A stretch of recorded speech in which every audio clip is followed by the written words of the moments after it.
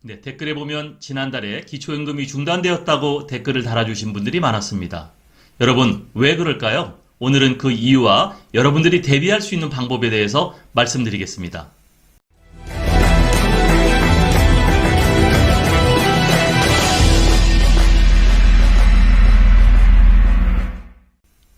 저희 똑똑한 연금교실이 구독자가 이제 4,000명이 넘었습니다. 여러분들께서 많이 사랑해 주셔서요. 정말 진심으로 감사를 드리고 또 저희 교실이 여러분들에게 조금이라도 도움이 되었다고 생각하니까 저도 큰 보람을 갖고 있습니다. 여러분, 저희 채널에서는 다른 방송에서는 들을 수 없는 또 볼 수 없는 그런 내용들을 가능한 여러분들에게 분석하고 또 알기 쉽게 설명해 드리려고 노력하겠습니다. 여러분들이 저희 채널 끝까지 응원해 주시고 사랑해 주셨으면 감사하겠습니다.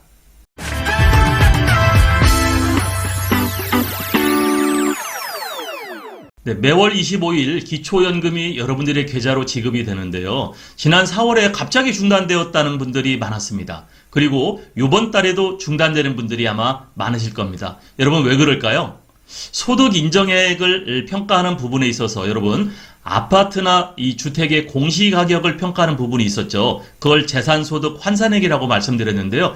이 부분에 문제가 있어서 그렇습니다. 왜냐하면요, 작년에 파악된 아파트나 주택의 공시가격이 적용이 되는 시점이 4월과 5월이었거든요. 그래서 여러분들이 그냥 가만히 내가 주택에, 아파트에 그대로 살고 있었는데 내가 아무 문제가 없었는데 갑자기 공시가격이 올라가니까 여러분, 기초연금 이 기준에서 탈락돼 버린 거거든요. 오늘은 거기에 대해서 자세하게 말씀드리겠습니다. 네, 먼저 기초연금 소득 인정액을 간단하게 말씀드리겠습니다. 여러분, 소득평가액과 재산소득 환산액을 더해서 소득 인정액을 구한다고 말씀드렸죠. 그런데 제가 이 표에요, 이 근로소득 마이너스 103만 원 곱하기 0.7 플러스 기타 소득이라고 해서 제가 붉은 표시를 해놨죠. 네, 또 재산소득 환산액에서는 일반 재산 마이너스 기본 재산. 기본 재산은 대도시, 중소도시, 농어촌에 따라서 공제해 주는 금액이 다르다고 그랬습니다. 그리고 금융재산에서 2천만 원을 공제해서 아래와 같은 산술식에 의해서 계산을 합니다. 그런데 여기에도 보면 제가 일반 재산에 붉은색으로 네모칸을 쳐놨습니다. 여러분, 기타 소득과 일반 재산이 중요한데요. 이 기타 소득과 일반 재산은 거의 변동성이 없는 고정자산입니다. 이 기타 소득은 주로 국민연금에 해당된다고 말씀드렸고요. 일반 재산에는 여러분 부동산이 포함된다고 말씀드렸습니다. 그러니까요, 이 국민연금을 한번 수령하기 시작하면은 변동성이 거의 없죠. 금액이 변동성이 없습니다. 일반 재산은 거의 변동성이 없죠. 내가 아파트를 작은 평수로 이사를 가거나 아니면 작은 주택으로 이사를 가거나 전세를 가거나 하지 않으면 일반 재산에 이런 것은 문제가 변화하지가 않습니다. 그런데 이 일반 재산인 부동산, 이거의 공시가격은 오히려 올랐다는 얘기죠. 그러니까 나도 모르게 이 기초연금 우리 소득인정액 기준에서 초과가 돼가지고 제가 탈락된 거거든요. 이 소득평가액 재산소득 환산액을 더해서 소득인정액이라고 하는데 단독 가구는 월 180만 원, 부부가구는 288만 원 안쪽에 들어와야 되는데 그냥 아무 문제가 없이 기초연금을 지급받던 가정이요, 이것이 공시가격이 올라가면서 초과되니까 지급이 중단된 거였었습니다. 네, 저희 댓글에 사례를 남겨주신 분은요, 부산에 사시는 분인데 이분도 아무 문제가 없는 것 같은데 왜 갑자기 이게 중단되었을까? 답답해가지고 주민센터를 가서 말씀을 좀 물어볼까 하다가 먼저 저희 영상에 댓글을 달아주신 분입니다. 4월, 5월에 이런 분들이 많이 나올 것이라고 생각을 하고 있었습니다. 왜냐하면요, 작년, 올해 이 공시가격이 굉장히 많이 올랐거든요. 네, 이 사례자의 내용을 가지고 좀 구체적으로 말씀드려 보겠습니다. 네, 부산에 살고 계시는 이분은요, 3월까지는 기초연금이 아무 문제 없이 잘 받았던 것 같습니다. 본인은 아파트가 공시가격이 5억 정도 되는 아파트에 살고 계셨고요. 국민연금은 80만 원을 받고 계셨답니다. 그리고 아내분은 국민연금이 50만 원 정도 있었고 아내의 이름으로 예금을 5천만 원 정도 갖고 있었어요. 여러분, 소득평가액은 우리 기타 소득, 국민연금이 주로 더해진다고 했죠? 근로소득이 없으시니까 80만 원과 50만 원 합치니까 130만 원이었고요. 재산소득 환산액은 부동산 공시가격에서 광역시니까 1억 3,500만 원을 공제해 준다고 그랬죠. 그리고 금융자산에서는 우리 2천만 원을 공제해 주니까 5천만 원 마이너스 2천만 원.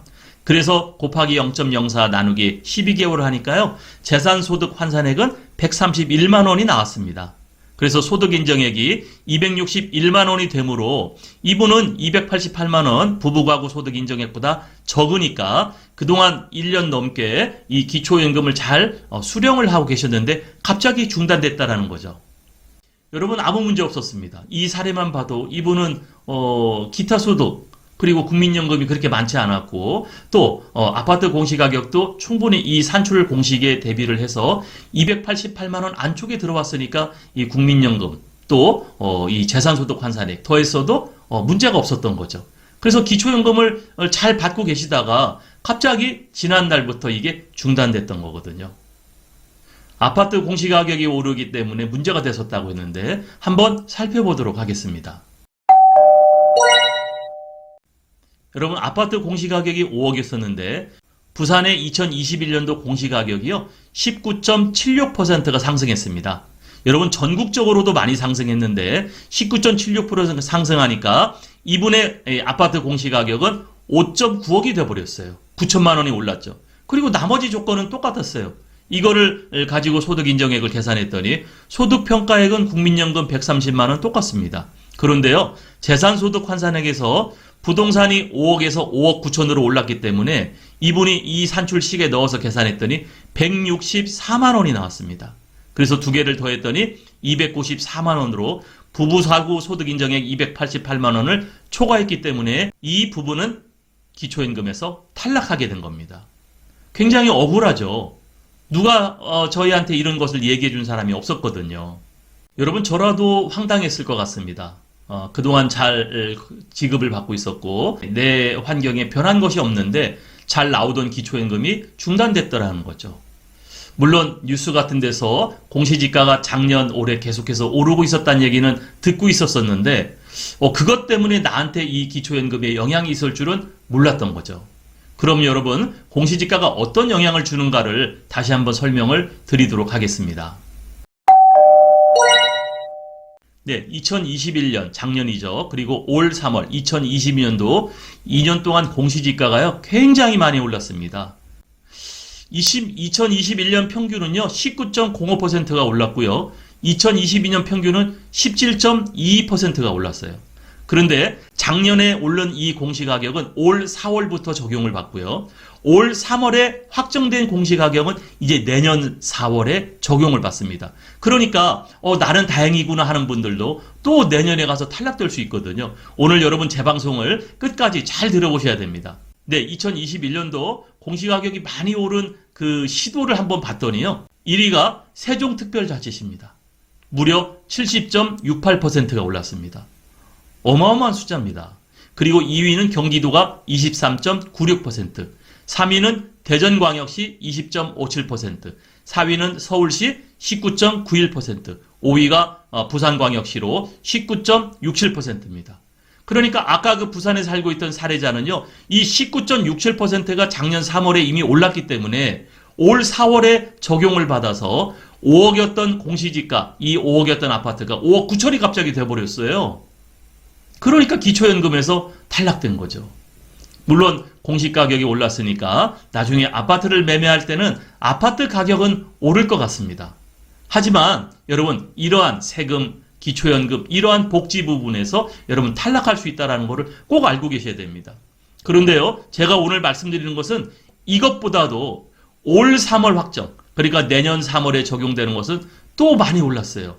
1위가 인천시 29.33%, 2위가 역시 경기도 23.2%, 3위가 충청북도 19.50%, 4위가 부산 18.31%, 강원도가 5위 17.2%입니다. 그러니까 부산에 살고 계신 분들은 작년에 이미 많이 올랐기 때문에도 경계선에 있다 하더라고요. 내년에 또 내년 4월에 이 18.31%가 적용받으면 탈락될 확률이 굉장히 높습니다. 그래서 21년도, 22년도를 합쳐봤더니요. 여기 밑에 있는 표처럼 세종시가 70%, 경기도가 47%, 부산이 37%, 대전이 36%, 서울이 36%. 이렇게 2년 동안 공시지가가 이렇게 많이 올랐던 것을 우리가 잘 알고 있죠. 네, 여러분. 작년 올해 굉장히 많은 공시지가 상승 요인이 있었습니다. 여러분, 기초연금을 우리 모두가 바라고 있죠. 또 이미 기초연금을 타고 계신 분들, 또 기초연금을 준비하고 계신 분들, 이 공시가격에 문제가 있을 수 있습니다. 이 부분을 여러분 잘 살펴보셔야 되고요. 또 올해 4월, 5월은 문제가 없었다 할지라도 올 3월에 이미 확정된 이 공시지가가 내년 4월에 또 반영되기 때문에 여러분들 기초연금을 잘 관리하셔야 됩니다. 네, 그러면 제가 오늘의 영상 결론에서 말씀드릴 텐데요. 잘 들어보셔야 됩니다.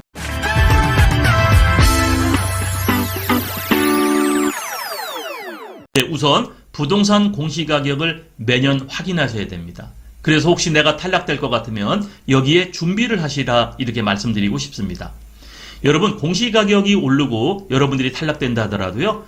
지자체나 다른 곳에서 여러분에게 이미 통보를 해주지 않습니다. 갑자기 중단됩니다. 여러분들이 가서 확인하면은 그때 가서 이런 것 때문에 탈락된 것 같으네요. 이렇게 말씀하거든요. 그래서 여러분들 3월에 이 공시가격이 확정되는 건 중요하기 때문에 뉴스에서도 많이 나오거든요. 그리고 제 방송에서도 항상 여러분 말씀을 드릴 테니까 3월에 확정돼서 이미 적용받을 시점이 되면요. 여러분들이 어느 정도 올랐나를 확인하시고 내가 타는 기초연금에는 문제가 없나를 한번 잘 보셔야 됩니다. 그래서 두 번째 핵심 포인트는 변동자산을 조정해라 이렇게 말씀드릴 겁니다. 여러분 앞에서도 고정자산은 국민연금, 부동산은 고정자산이라고 말씀드렸죠. 변동자산에는 금융자산이 있습니다. 아까 그 부산시에 살고 계시는 분은 금융자산 5천만 원이 있었죠. 이거를 조정해 볼 수 있는 가능성이 있는데 이거를 한번 계산을 해 보시기를 바랍니다. 그래서 이 변동자산이 있을 경우는 이걸 축소해서 여러분들이 항상 준비를 하셔야 됩니다. 네, 여러분 오늘 좀 어려웠어요.